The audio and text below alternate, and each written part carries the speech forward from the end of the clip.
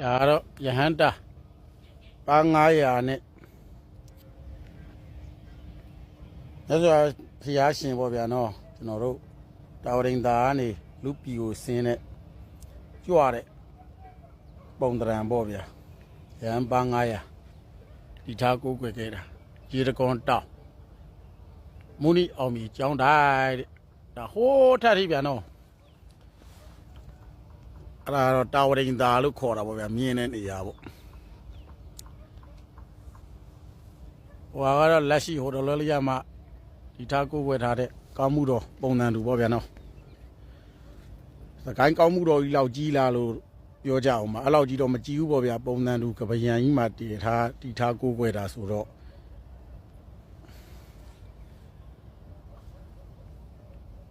ဟိုကတော့စေးသေးတော့အောက်ကတော့ကောက်ကွင်းမြရောက်ချင်းမလားပြောက်နေတဲ့လူတွေရှာမယ်ဆိုတော့ကောက်ကွင်းကနေလဲရှိတတ်တယ်လို့နော်ကျွန်တော်တို့ဟိုကတော့မောဂဝိပဿနာသစ္စာဝေဒကူပေါ့ဗျာနော်ယဉ်ကျေးလိမ္မာသင်တန်းတွေလဲဖွင့်နေဗျဟိုဘက်ကတော့ GDC ဗျဟိုဘက်ကတော့နိပညာတက္ကသိုလ် MNT ဗျာနော်ဟိုဘက်ကတော့ရန်ကင်းအိမ်ရအဲ့ဟိုဘက်ကမှတောင်ပူလူဟိုနောက်တဲ့ကရန်ကင်းတောင်ဒီအောက်မှာပြည်ဆိုင်ရာဓမ္မမန္တလဥကိုရင်ကတရားဓမ္မရိပ်တာလည်းရှိတယ်မုံလဲရိပ်တာလည်းရှိတယ်သဲအင်းဓမ္မရိပ်တာလည်းရှိတယ်ဘောဒီအင်းငိမ့်ရိပ်တာရှိတယ်ရိပ်တာတွေတော်တော်များများလည်းရှိတယ်ဒီတော့တောင်တိုင်းမှာနော်ဘယ်နေရာဘယ်မြို့ဘယ်တိုင်းလဲဆိုတော့မန္တလေးတိုင်းဒေသကြီးပသိမ်မြို့နယ်ဗျာနော်ရေကြီးညောင်းမင်းစံပြကြေးရွာရှိဘက်ကရေတကွန်တောင်တိုင်းပေါ့ဗျာကျွန်တော်ကလည်းတစ်တော့မှစော့တယ်တစ်တော့မှတင်တယ်ဆိုတော့သဘာဝလေးနဲ့ရှူခင်းလေးတွေပေါ့ဗျာတင်တာပေါ့နော်ဒီကတော့မန္တလေးမှာရောက်ရင်မန္တလေးတောင်ဆိုတာလူတိုင်းသိတယ်ဒါပေမဲ့တရောင်းတနေရာနေငရံမင်းလှိုင်ကူကိုတော့သိပြီးရန်ငင်းအောင်မှမသိတာလည်းရှိအဲ့တော့ကြောင့်မို့ရန်ငင်းအောင်လဲတင်ပြပါတယ်မကြနော်ရန်ငင်းအောင်ကိုတိတ်မသိသလိုလိုနဲ့ရေတကွန်တောင်ဆိုတာရေတွေအများကြီးကျနေတဲ့တောင်တန်းလာပေါ့တချို့ကလည်းသငွေတော်ရှိမဟုတ်ပါဘူးဗျရေကတော့မိုးတွင်းမှာကြရတာပေါ့ဗျဒီတော့တောင်တန်းကြီးဆိုတော့မန္တလေးမြို့ကြီးကနေမြင့်ဆုံးနေရာဟိုတယ်တွေတက်ခိုကန်းနေရာနေကြည့်မယ်ဆိုလဲမြင်ရတယ်ဗျလေကွင်းမြင်ကြီးကကြည့်မယ်ဆိုလဲမြင်ရတယ်ဗျလှမ်းမြင်ရတဲ့မိုင်းပြနဲ့တောင်တန်းကြီးကအဲ့ဒါရေတကွန်တောင်တန်းမို့ကြီးပေါ့ဗျသူ့ရဲ့ရှေ့ဘက်မှာဆိုတော့ပြူးလွင်တောင်တန်းတွေဗျမြောက်တဲ့သွားရင်တော့မိုးကုတ်တစ်ဆက်သေးတောင်ကျော်ကြီးပေါ့ဗျာနော်ရှမ်းပြည်နယ်မြောက်ပိုင်းတစ်ဆက်သေးတောင်ကျော်ကြီးပေါ့ရှမ်းပြည်နယ်တောင်ပိုင်းတို့ရှေ့ပိုင်းတို့ကြဘာနဲ့အကြောင်းမဆက်တုံဆိုမြစ်ကူးချောင်းကြားဖြစ်သွားတယ်ဗျာနော်ဒုထာဝတီမြစ်တွေပါတယ်ချားသွားအဲ့အကြောင်းပေါ့ဒါတော့မြောက်ပိုင်းနဲ့တစ်ဆက်သေးတောင်တန်းတွေပေါ့ဗျာရေတကွန်တောင်ကတော့လက်ရှိမိုးတွင်းမှာရေကစီးဆင်းတာပေါ့ဗျာနော်နွေရာသီစောင်းတွင်းဆိုတော့မရှိဘူးတို့မဲ့ဘာတွေစီးဆင်းတုံဆိုသာသနာရောင်ဝမ်းထွန်းလင်းနေဗျာနော်ရိတ်တာတွေပါတယ်ဆိုအများကြီးဖြစ်လာတယ်ဘုံကြီးကျောင်းတွေအများကြီးဖြစ်လာတယ်နောက်ကြတော့မိဘမဲ့ကလေးကျောင်းပေါ့နော်အဲ့လိုတွေလည်းအများကြီးရှိလာတယ်နောက်ကြတော့တက်ကြီးရွယ်အိုတွေစောင့်ရှောက်တဲ့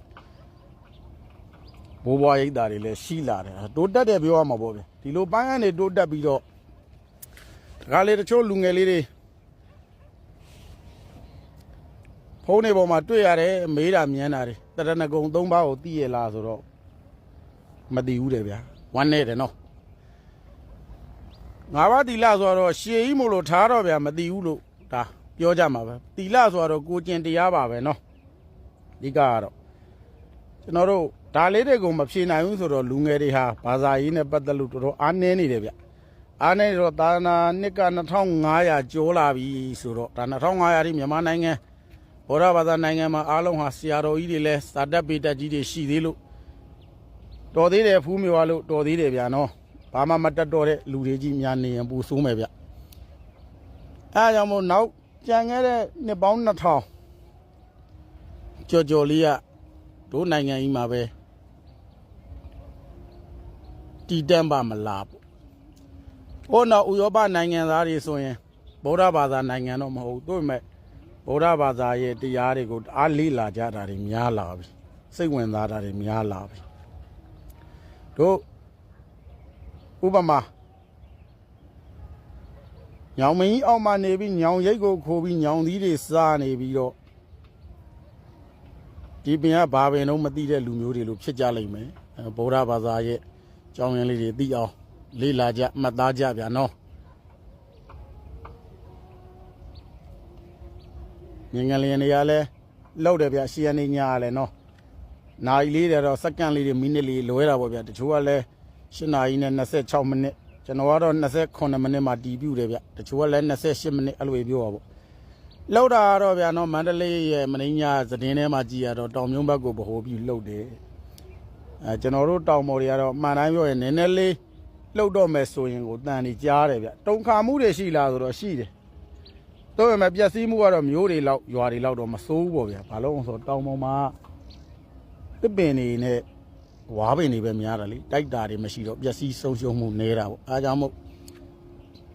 တဘာဝဘေးအန္တရာယ်ကြီးကတော့စီးလုံးမို့သတိပေးသလိုပဲဗျာနော်ဘုံဆိုငရင်လှုပ်လိုက်ရင်ကိုတိုက်ခန့်ကိုအိမ်ကနေပြင်ထွက်ပြီးလမ်းပေါ်ရောက်ကုန်တယ်လူတွေစုယုံကုန်စီးလုံးခိုင်းတဲ့သဘောပဲဗျကျွန်တော်တို့ line ပေါ်မှာတွေ့လိုက်ရင်တခြားနိုင်ငံကလူတွေနဲ့ရန်ဖြစ်တာမတွေ့ဘူးကိုလူမျိုးချင်းကိုရန်ဖြစ်နေကြတယ်ဘာတွေဖြစ်တာတော့ဆိုသူတို့ရဲ့ဇင်းမြစ်တွေခြေမြစ်တွေကြည်လိုက်ရင်ဘာတစ်ခုမှကောင်းတာမပါဘူးကြီး